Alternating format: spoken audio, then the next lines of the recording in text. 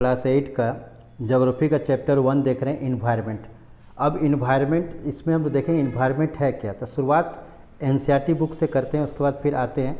तो यहाँ पर एक स्टार्टिंग एनसीईआरटी बुक में जो क्या हुआ है कि after the long vacation when Ravi started going to school again, गर्मी छुट्टी या बड़े गैप के बाद, या फिर देख रहे हैं कि कोरोना वायरस का जो माने लॉकडाउन है उसके बाद अगर रवि स्कूल आता है तो वो क्या फील करता है। He notice that the only play ground next to his school was dug up, कि जो उसका प्ले ग्राउंड था या जो खेल का मैदान था वहाँ पर उसको कोड़ दिया गया। People said that huge building with many flats will be constructed there, कि जहाँ वो खेलता था वहाँ पर बहुत सारे बिल्डिंग बनेगा, जहाँ पर फ्लैट होगा उसको बनेगा। तो Ravi was almost in tears, वो रोने लगा। When he realise that the big playground with its soft grass, जो इतना बड़ा ग्राउंड था जहाँ घास का मैदान था, मेरी गोल्ड था, बटरफ्लाइज था, इन गोन फॉर एवर, कि वो हमेशा के लिए चल जाएगा।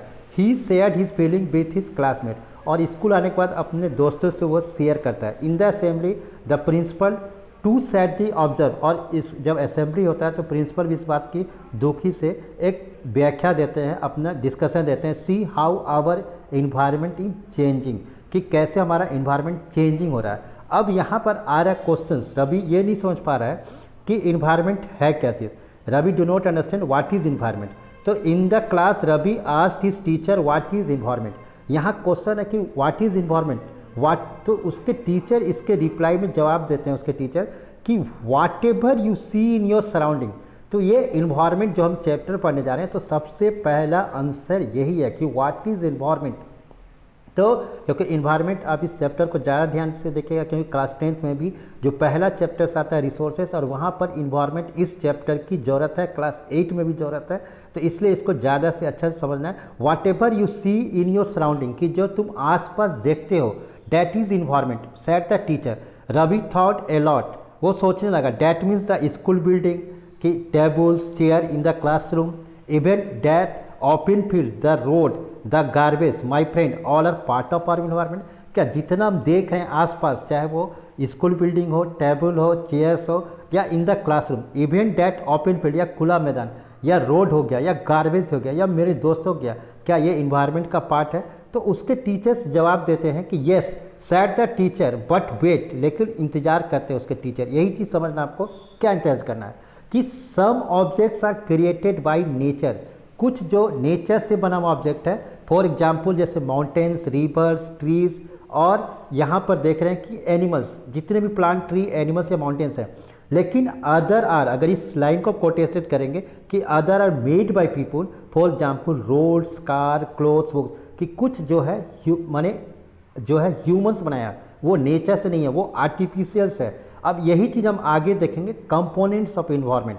तो इससे पहले हम यहाँ पर इसको देखते हैं कि यहाँ पर इन्वायरमेंट का क्या डिफिनेशन आएगा। अगर इसको गौर करेंगे कि environment is our basic life, कि support system, it provides the air we breathe, environment जो हवा देते हैं हम उससे सांस लेते हैं, the water we drink, the food we eat, and the land where we live. So how do human being modify this natural environment, कि जो ह्यूमन्स है वो किस तरह से इसको मॉडिफाई कर दिया। अब यहाँ पर हम आते हैं जो नोट्स देखते हैं। तो यहाँ पर आवर इन्वायरमेंट, किसी बुक में क्लास 7 का ज्योग्राफी में हो सकता है कोई एनसीईआरटी बुक में इन्वायरमेंट दिया हुआ है, किसी बुक में इसका नाम अगर कोई प्राइवेट पब्लिशर होगा तो वहाँ पर आवर इन्वायरमेंट दिया होगा। तो इन्वायरमेंट है क्या, अब इसको अगर हम इस नोट्स में गौर करेंगे, इन्वायरमेंट को पहले नोट्स देख लेते हैं कि लैंड, वाटर, एयर। अभी जैसे ही हम देखें एनसीईआरटी बुक में कि लैंड, वाटर, एयर टुगेदर, जैसे air water together with all living organism like plants, animals make our environment, कि जो भी हमारे आसपास दिखता है, जैसे टीचर्स जो एनसीईआरटी में रवि के टीचर्स उसने कहा कि whatever you look, you watch around your surrounding is environment, कि जो भी आप आसपास देखते हैं वही इन्वायरमेंट है। Land, water, air together with all the living organism like plants, animal make our environment. तो इन्वायरमेंट वर्ड आया कहाँ से है, तो the term environment comes from the, अगर इन्वायरमेंट टर्म्स को देखेंगे तो ये फ्रेंच वर्ड से आया हुआ है इन्वायरनर, ये फ्रेंच वर्ड से आया हुआ है इन्वायरमेंट, इसका मतलब होता है टू सराउंड। यानी देख रहे कि इन्वायरमेंट जो बना हुआ है ये एक फ्रेंच वर्ड है और उसका नाम है इन्वायरनर, और इसका मतलब ही होता है द सराउंडिंग। तो environment can broadly be classified into natural और ह्यूमन इन्वायरमेंट। जैसे रवि के टीचर उसको रोकते हैं कि नहीं रुक जाओ, कि कुछ जो होता है some things which you see around your surrounding are natural environment है, and some are created by the human, कि कुछ ह्यूमन के द्वारा क्रिएटेड किया हुआ है, दैट इज ह्यूमन इन्वायरमेंट। तो the environment can broadly be classified into natural and human environment. It is combination of both natural as well as made phenomena. अगर जब भी हम इन्वायरमेंट की बात करते हैं तो जो मैन बनाया हुआ, आदमी बनाया हुआ या फिर नेचुरल है, वो दोनों को मिला के ही हम इन्वायरमेंट कहते हैं। अब नेचुरल जो इन्वायरमेंट है वो बायोटिक भी हो सकता है। बायोटिक क्या हो गया कि जो जितने भी लिविंग बींग्स हैं, और अबायोटिक क्या हो गया कि जो नॉन लिविंग बींग्स हैं। तो बायोटिक जैसे यहाँ पर दिया हुआ बायोटिक प्लांट एनिमल्स जो लिविंग बींग्स हैं, या फिर अबायोटिक जो कि कंडीशन जैसे लैंड, वाटर, एयर एक्सेट्रा। और दूसरा जो मैन मेड है phenomena compromise the activity interest some beings road bridges.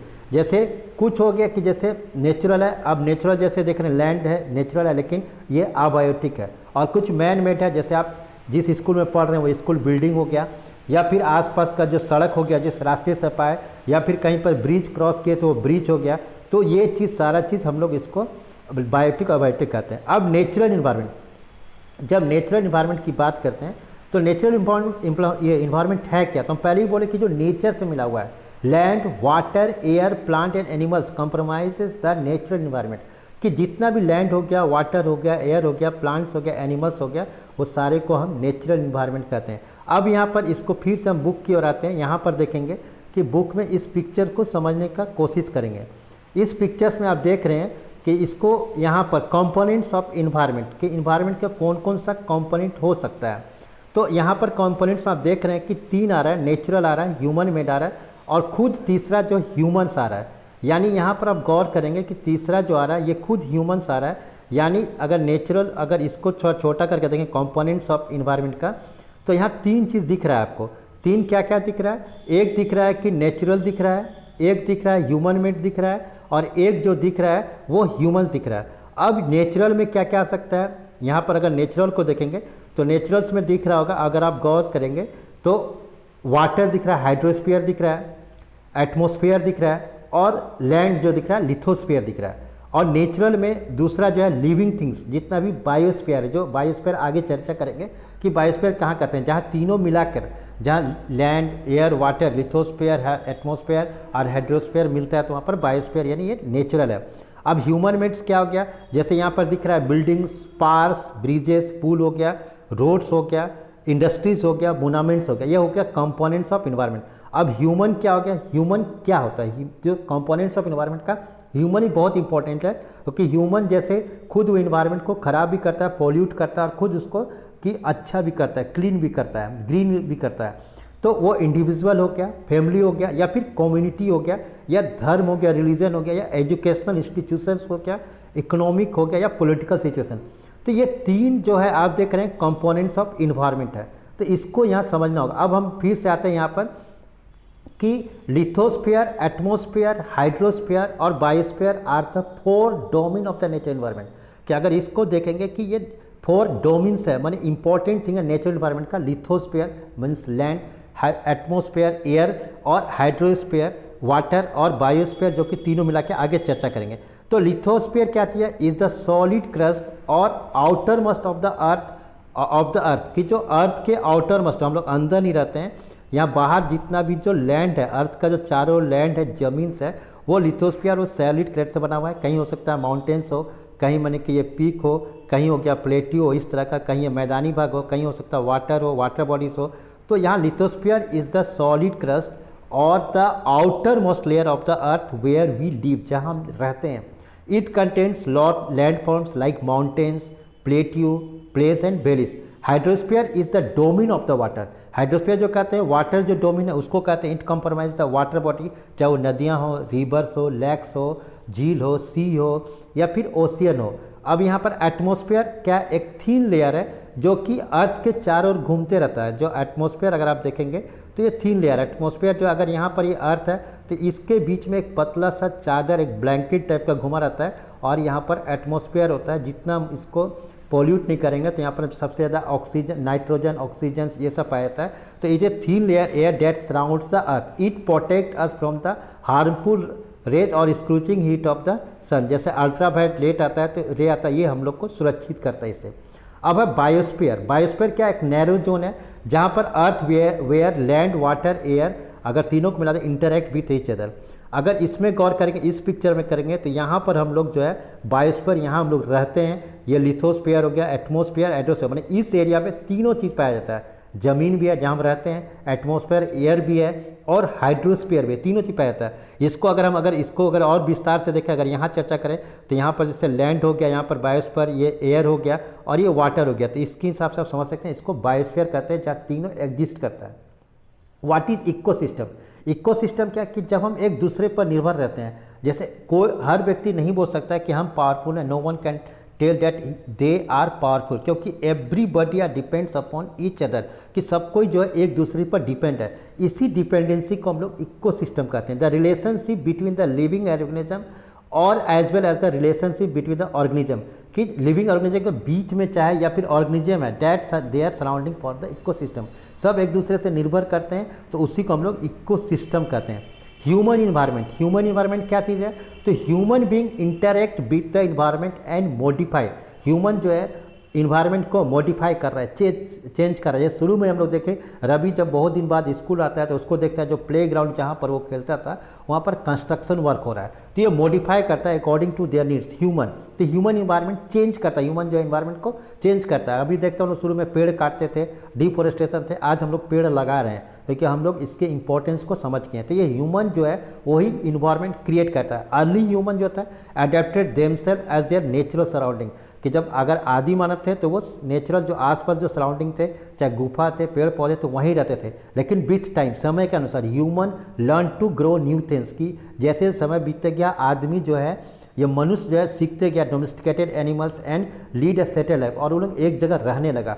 अब वहाँ पर क्या हो गया, इंडस्ट्रियलाइजेशन आया, इंडस्ट्री रेवोल्यूशन हुआ, ट्रांसपोर्टेशन आया, डिस्कवरी ऑफ व्हील हुआ, इंफॉर्मेशन रिवोल्यूशन हुआ। जैसे आज हम आपको ये जैसे ऑनलाइन क्लास का ये सुविधा दे रहे हैं, तो ये इन्फॉर्मेशन रिवोल्यूशन हो गया, कम्युनिकेशन हो गया, और इसी तरह से ये हो गया। तो man is destroying the environment through deforestation और इंडस्ट्रियलाइजेशन, तो मनुष्य है जो इन्वायरमेंट को डिस्ट्रॉय कर रहा है। अब इंपॉर्टेंट टर्म जो आपको याद रखना है, इन्वायरमेंट क्या चीज़ है? The place, people, things and nature that surround any living organism is called environment, कि जो भी चाहे जगह हो, आदमी हो, पीपल्स हो, थिंग्स हो, सामान हो, नेचर्स हो, जो भी हमारा सराउंडिंग है, लिविंग ऑर्गेनिज्म है, उसको हम इन्वायरमेंट कहते हैं। बायोटिक क्या हो गया? जो लिविंग, जो जीवित है, प्लांट एंड एनिमल। अबायोटिक क्या हो गया? नॉन लिविंग थिंग्स हो गया। लिथोस्फीयर हो गया, सॉलिड क्रस्ट हो गया, और land hard top layer of the earth हो गया। हाइड्रोस्फीयर क्या हो गया? It refers to the water bodies like river, lake, seas. तो इसको एटमोस्फेयर को याद रखना। अब वर्सिट यहाँ देखना है कि आपको इसमें फिल इन द ब्लैंक्स बना। Lithosphere is also known as, क्या कहा जाता है लिथोस्फीयर को? फिर यहाँ पर the total amount of water on the earth is, हम इसको नोट्स में दिए ताकि कुछ कुछ क्वेश्चंस ऐसे दिया गया है कि जो आप बुक एक बार रीड करें, क्योंकि जो अपने से पढ़ना बहुत इंपॉर्टेंट है, सेल्फ स्टडी। इसलिए कुछ जो फिल इन द ब्लैंक्स है बुक से खोज के दिए ताकि आप उसको बुक को रीडिंग करें। सिर्फ ये क्लास एक, आपको जब भी टीचर्स क्लास देते हैं तो ये एक इंटरैक्शंस है जहाँ पर आप इसको समझ नहीं पा समझे, तो इसको आप पॉज करके क्वेश्चंस को लिखने का आंसर कोशिश करें। These are rich resources of the food for cattle, क्या है इसको? Book aquarium, terrarium are example of these ecosystem. Ecosystem कौन से इकोसिस्टम कहा जाता है? फिर मैच द फॉलोइंग है, यहाँ तीन ही दिए हैं, बायोटिक, एटमोस्फेयर, अर्थ, और एक साइड में है ब्लू प्लैनेट, ऑक्सीजन और लिविंग। अब यहाँ पर है मल्टीपल चॉइस क्वेश्चन है, the earth is called a blue planet because. अब इसको देखना, अर्थ ब्लू प्लैनेट है लेकिन कितना वाटर है, इसको क्लियर करना है। तो इसको परसेंटेज देखना, earth is able to pull to attract everything around toward itself because of its, क्यों सब चीज़ को घिसता अर्थ? तो एक बार बुक जाइएगा या फिजिक्स का कहीं पर आप देखिएगा तो समझिएगा। ह्यूमंस हैव, यहाँ पर एक ऑप्शन से ज़्यादा इसलिए हो सकता है, इसलिए लिखें कि there can be more than one correct option. Health animal adapt to the environment या एक्सप्लॉइटेड, तो इसको समझ आओ। People who address environmental issues are called, जो अगर इन्वायरमेंटल को ध्यान दे रहा है, इशू को एड्रेस कर रहा है, बतला रहा है, तो उसको क्या कहते हैं? चार ऑप्शन है। फिर फिफ्थ में है dash is an example of socio cultural environment, ये क्या चीज़ है? जब हम लोग इन्वायरमेंट की बात करते हैं, इन्वायरमेंट तो बुक से जाइए। फिर स्टेट ट्रू और फॉल्स जो है कि biosphere is the outer most layer of the earth, biosphere जो है आउटर मोस्ट लेयर है, गलत है या सही है? Physical environment consist of true, ये consist of lithosphere, troposphere, hydrosphere, सही है गलत है? Human animal plant adapt the environment they live in. तो यहाँ पर नेक्स्ट क्वेश्चन, एक ही क्वेश्चन दिया हुआ है, नहीं कुछ question for what is the water cycle और what is the importance of water for living organism on earth. तो इसका आंसर लिखे। फिर what does the biosphere support, biosphere क्या सपोर्ट करे? What is soil. अब यहाँ पर सॉइल का इसको चर्चा नहीं किया है, इसलिए बुक में जाइए। अगर जो चीज़ नहीं समझ में आ रहा है तो इसको कमेंट बॉक्स में दीजिए। And why is it important for life on earth. Imagine you are living in coastal area, समुद्र के आसपास आप रहते हैं, तो what kind of food would you eat, क्या आप खाएंगे? And what kind of cloth would you wear, क्या पहनेंगे? तो यहाँ पर आपको कुछ स्टेट को देखना होगा, कुछ जैसे जूनियर्स बुक में या इसी बुक में सर्च करेंगे तो वहाँ से ये एक जो है वैल्यू एडेड क्वेश्चन, वैल्यू जो है मोरल वैल्यू क्वेश्चंस है। And what is environmental degradation, कि ये क्लास 8 और 10th में भी आ गया। तो इसको अगर नहीं आ रहा होगा तो आप कमेंट बॉक्स में डालिए, इसको फिर आगे करेंगे। उम्मीद आप समझेंगे, और कहीं कोई दिक्कत होगा तो फिर बोल सकते हैं। Thank you.